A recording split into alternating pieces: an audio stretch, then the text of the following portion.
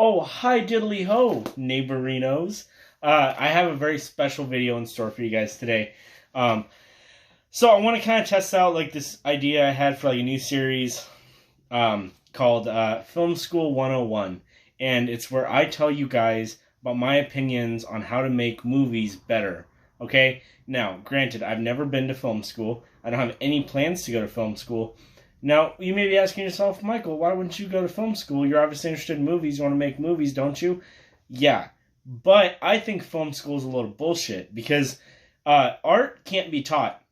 You can't be like, hey, do this, do this, do this, and you're a good artist, right?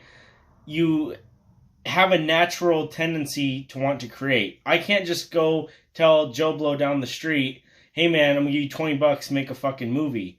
But if somebody who already has ideas in his head, you know, hey, I got you $20, go make a movie, that's how it would work, right? I don't believe you can be taught how to paint, how to make a movie, how to make music. Like, the principles are there. If you're like, this is how you shoot this style, this is how you write this format, yeah, that's something to be learned.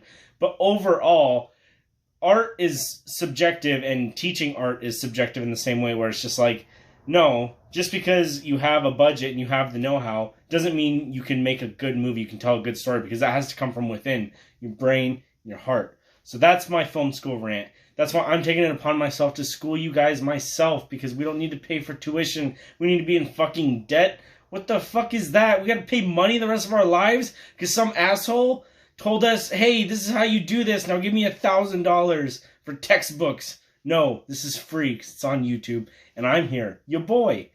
So this episode of Film School, I'm going to teach you my opinion on horror movies and how to make horror movies scary. And stay tuned to the end of the video because I got a fat-ass announcement, right? But the big thing that I'm noticing as a trend in horror movies nowadays is this whole everything has to be so over the top. And when I say over the top, it's not just like crazy and it knows it's crazy, like Evil Dead 2 or anything like that. Like, they try to be so scary where it's like, you know, this fucking bitch is gonna run and then the monster's gonna throw her 50 feet across the air and fucking up through the depths and fucking slap that bitch. Like, that's not scary, dude. That's like, okay, cool, she fucking got thrown. What do you mean to do about that? I'll tell you what's terrifying.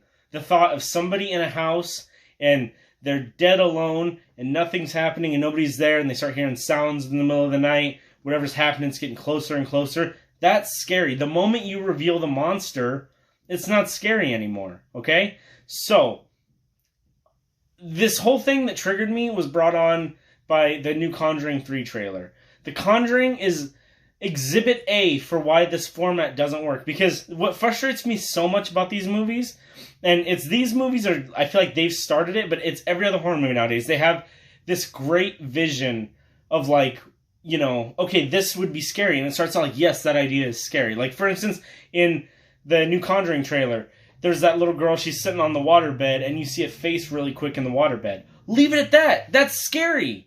Do that, and then move on to the next scary thing. I'll tell you what's not fucking scary is 30 seconds later in the trailer when the fucking monster's coming out of the waterbed and water's spraying everywhere and the little bitch who's getting killed is like, ah! That's not scary.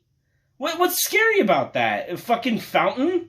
Oh god, the water's gonna attack me. No, less is more. If you would have just left it at that and then come up with another scare, have it build like that, climax at the end of the movie, you've told your story, and your story is scary. But the moment you have over-the-top things happening, and it's not supposed to... If it's supposed to be a comedy, there's an exception to that rule. If you're making a horror comedy, then yeah, have people go flying, chainsaws for hands, fountains of blood, high as the fucking miles of the earth. Go for it. Yes, horror comedy, that's fun. You know, it's like watching a cartoon at that point, you know, and cartoons are fun. It's like watching Tom and Jerry, you know?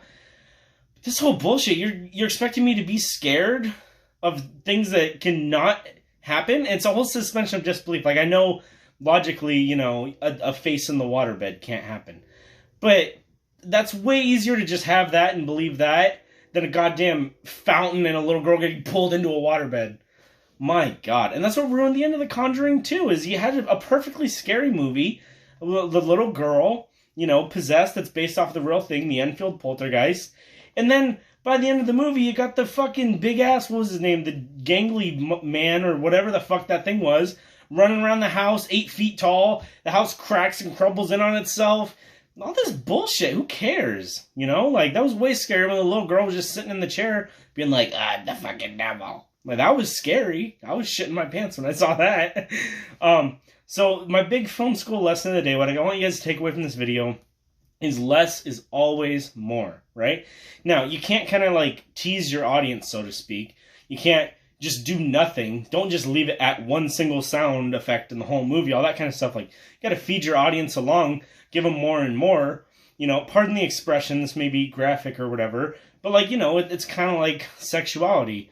You don't want a big finish all at once. You got to build up to it. It gets, you know, crazier, and then, you know, big whatever, you know? I'm trying to get demonetized or offend any of my other viewers, but it's like that with horror, you know? You can't just all at once. That's scary. Maybe you jumped when I did that, but that's because you're a pussy. And I can't help you with that.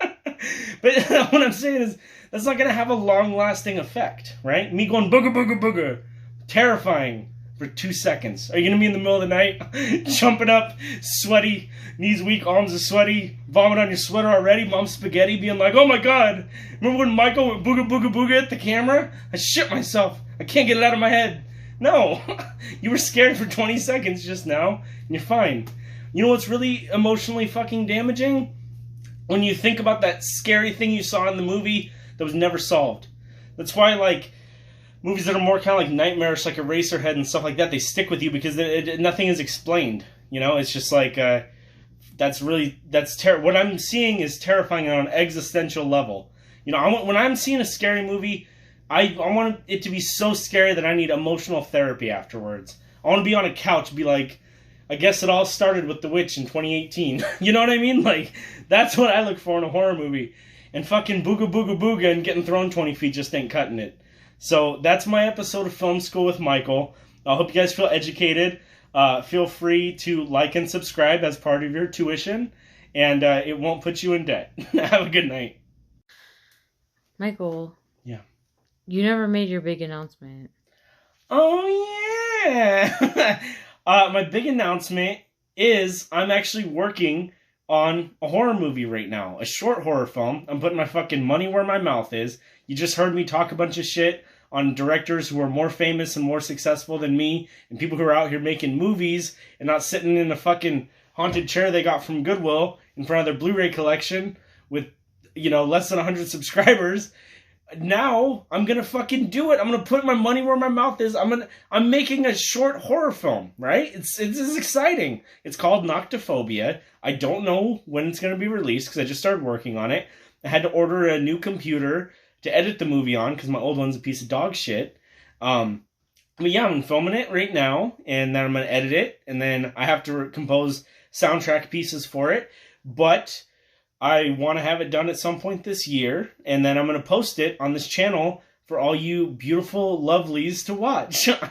So that's my announcement. Hopefully you watched till the end of the video. Hopefully if you were offended by my thoughts on 1, college, 2, The Conjuring, and 3, jump scares, this has redeemed it, because now I can be like, yes, I talk shit about other people's movies, and I'm making my own. And feel free to, when I make that movie and I put it on YouTube, feel free to comment and be like, this movie's full of shit. And I will say, I know it's full of shit. All right, well, thank you. That's the big announcement. Have a night.